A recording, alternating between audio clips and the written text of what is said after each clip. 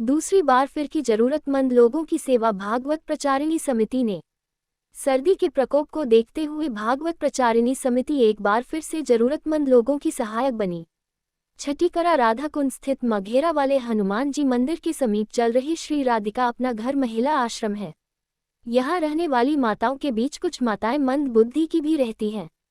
जब ये बात भागवत प्रचारिणी समिति के संस्थापक और अध्यक्ष पंडित राजेश अग्निहोत्री भागवताचार्य को पता चली तो वह अपनी समिति के सदस्यों को लेकर इस आश्रम पर पहुंच गए और वहां रहने वाली समस्त माताओं को गर्म शॉल ओढ़ाए एवं उनकी सेवा करने वाले सेवादारों को भी शॉल ओढ़ाकर सम्मानित किया।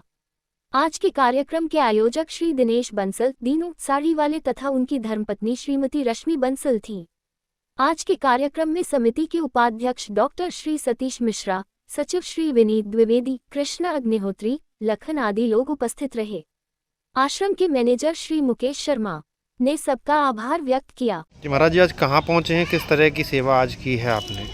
जी, मैं दीन ही दीनानाथ संस्था का संस्थापक और अध्यक्ष एवं भागवत प्रचारिणी समिति का संस्थापक और अध्यक्ष पंडित राजेश अग्निहोत्री भागवताचार्य मथुरा से आज अपना घर वृद्धाश्रम में सर्दी अधिक पड़ रही है, इस वजह से यहाँ पर आकर के जो वृद्ध माताएं हैं इनको शॉल वितरण करने का कार्यक्रम हमारी समस्त टीम भागवत प्रचारिणी समिति के द्वारा रखा गया। आपस में चिंतन हुआ, विचार किया। सर्दी दिन पर दिन बढ़ती जा रही है और बहुत से ऐसे बेचारे लोग हैं जो बेसहारा ज़रूरतमंद हैं, जिनको बहुत आवश्यकता होती है इन चीज़ों की, और थोड़े से सहयोग से काफ़ी इनको खुशी मिलती है।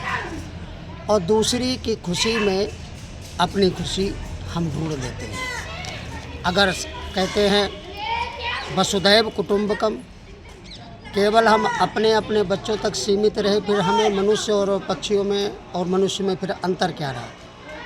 अपने और अपने बच्चों का पालन पोषण तो पशु पक्षी भी कर लेते हैं। परोपकाराय सताम विभूताय, परोपकार करना ही संतों का विशेष लक्षण है। और ये संत जैसे वृक्ष फल देते हैं, फूल देते हैं, जड़ी देते हैं, लकड़ी देते हैं, ईंधन देते हैं, तो ये सब नदियाँ हैं, वृक्ष हैं, गौ माता हैं, ये सब संत का स्वरूप हैं जो परोपकार के लिए अपना शरीर धारण करते हैं। अपना और अपने परिवार तक सीमित रहना कोई मानवता नहीं है। मानवता वही है जो मनुष्य का शरीर धारण करके अपने परिवार के लिए तो करते ही है, इसके साथ साथ समाज हित, देश हित और राष्ट्र हित में भी कोई कार्य करना चाहिए।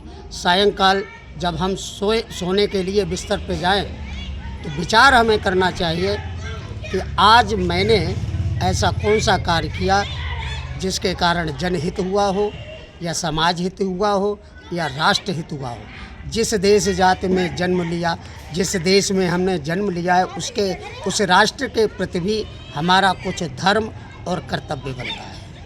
आपकी संस्था इस तरह के कामों में अव्वल नज़र आ रही है ब्रज में, तो कैसी अनुभूति आपको होती है जब अपने आप की प्रशंसा होती है? तो जी, प्रशंसा तो खैर प्रशंसा तो हर कोई सुनना चाहता है, लेकिन मेरा अपना मानना है निंदक नियरे राखिए, आंगन कुटी छवाए, बिन साबुन पानी बिना निर्मल कर सुभाए। प्रशंसा होना अच्छी बात है। और प्रचारिणी जो मैंने समिति बनाई है वो जनहितार्थाय के लिए ही बनाई है। लोगों का कल्याण कैसे हो, इस पर ही चलना है, इस समिति का प्रमुख उद्देश्य है। आज हमारे बीच में महाराज जी आए हुए हैं यहाँ। ये श्री राधिका अपना घर महिला आश्रम, जिसमें